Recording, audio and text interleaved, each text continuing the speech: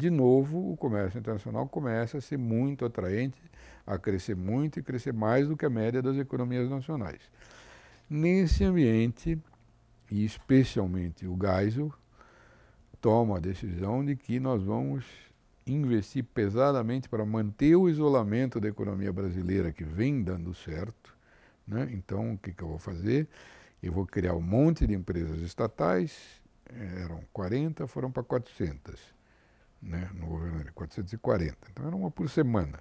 Essas estatais vão pedir dinheiro lá fora. Aliás, eu dei uma entrevista por Mário Kertz, lá em Salvador, que disse que ele era dirigente da Petrobras e recebeu ordem para endividar a empresa o máximo que ele conseguisse, o que era para conseguir divisas para o país. Então, endividar era ordem imperiosa. Nós vamos investir isso aqui dentro, então a Eletrobras pega dinheiro lá fora, recebe a divisa, eu entrego em cruzeiros, que era a moeda da época, a Eletrobras investe em cruzeiros, vai dar dinheiro, eu pago a dívida, lucrando, a nação lucrou? Não, errou. O que aconteceu foi que esses investimentos contra o lado certo é que o Brasil fechou as portas ainda mais para o mundo. O comércio exterior caiu com a proporção do PIB violentamente com isso. Só que o mercado interno não cresceu e o comércio internacional cresceu. O resultado foi que os que emprestaram dinheiro ainda pegaram com lucro e o Brasil pagou com prejuízo, né? E o regime militar entregou, que recebeu a economia que mais crescia no mundo, entregou uma economia descolada do mundo global e andando para trás. Isso não tem nada a ver com nacionalismo, a coisa tem a ver com que o mundo mudou. O que era bom em 1930 era péssimo em 1980. É isso que aconteceu. A política era a mesma, deu certo quando o comércio internacional não funcionava e fracassou quando o comércio internacional começou a ser o motor do crescimento da economia de novo, a chamada globalização, que o Brasil foi ficando de fora, tentou se acertar no período Collor, Itamar, Fernando Henrique, no primeiro Lula, foi abrindo a economia, desfez os piores monopólios, acabou com os isolamentos mais complicados, voltou a ter alguma movimentação de câmbio e voltou para trás no governo Lula pela mesma razão do governo Geisel. Voltou para trás no governo Lula é basicamente a decisão de nacionalizar o pré-sal. O pré-sal foi desenhado com contratos de risco que vinha gente de fora e que dividia o que recebesse. Tinha 216 poços por ano sendo em 2008, não, sendo perfurados. Poços de pesquisa. Lá foi votado como lei no Congresso Nacional, foi vendido para a nação, portanto não foi uma decisão de ditador. Não, isso é bom demais, é um negócio que é para ser só nosso, vamos criar uma autarquia que é dona do pré-sal, volta para trás esses contratos, a gente fica dono de tudo. Bom, já que a gente é dono de tudo, porque isso vai resolver o problema da educação, isso foi acontecendo em 2006, 2007 e 2008, vai resolver o problema da educação, de saúde, de tudo, venderam isso, os governos vão receber, os prefeitos vão receber, o Congresso vota, os empresários ok. Por quê? Porque já que a gente é dono de tudo, vamos fazer aqui dentro. Então, em vez de usar a escala mundial de produção de plataforma de petróleo, vamos fazer um estaleiro nosso, tudo em escala nacional, não interessa se é mais caro, é para nós, vai dar certo, etc. e tal. Aliás, já que vai dar certo isso, também vamos subsidiar a empresa nacional, a empresa que está produzindo aqui dentro, com crédito bacana, etc. e tal, que o mercado do BNDES, o mercado vai crescer, vai pagar a conta e nós que fugimos da globalização, ok, e eles, trouxas lá, vão se dar mal. Não foi bem o que aconteceu. 400 bilhões de dólares de prejuízo na Petrobras e aparentes outros 500 no BNDES, dá 900 bilhões, que é uma... 15% do PIB de prejuízo que nós estamos pagando com recessão.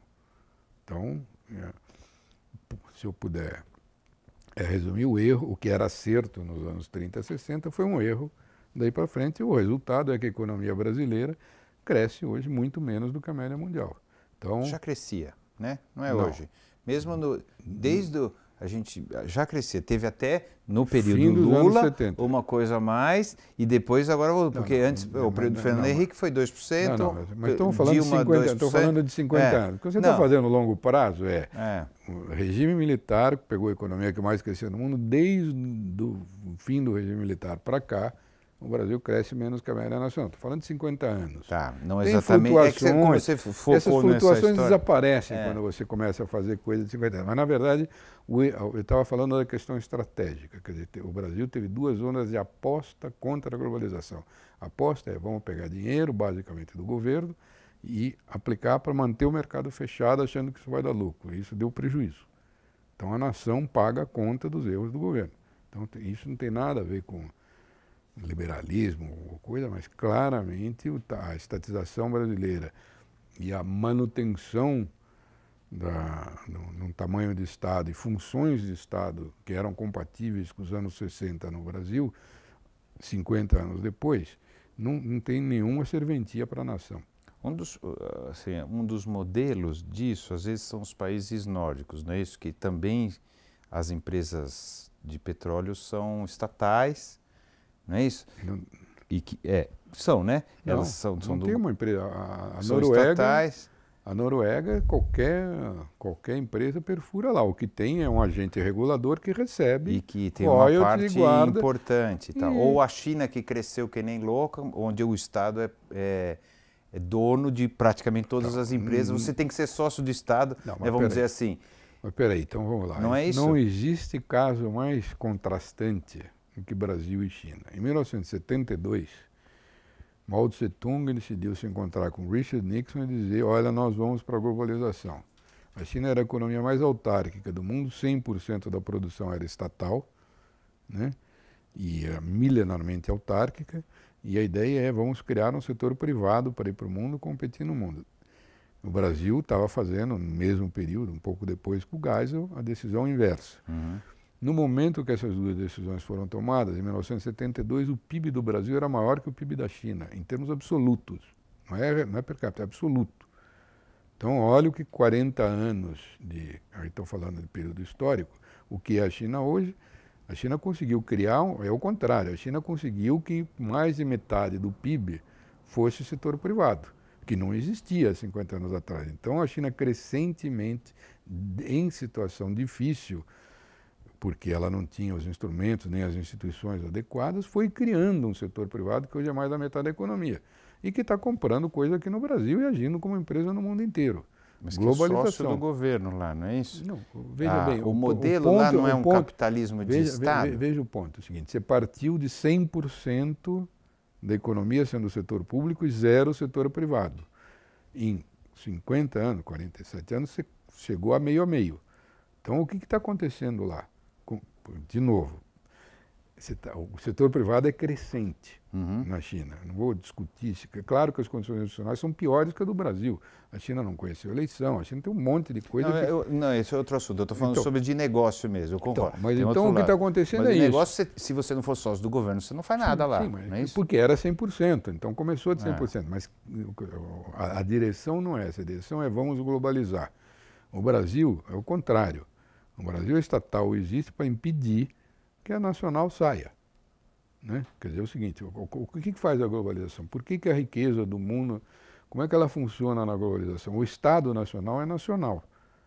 Ele não tem, ele só administra a sua própria área, então ele não tem ganhos na globalização. Em compensação, o Google é mundial, ganha em todo o mundo e transfere lucros via lucro dos acionistas para a matriz. É assim que funciona a globalização. As empresas são globais e os estados são nacionais. O que acontece no Brasil? Não tem empresa global. Por quê? Porque foi impedida de acontecer. Se criar, isso aconteceu no mundo inteiro. A tentativa de criar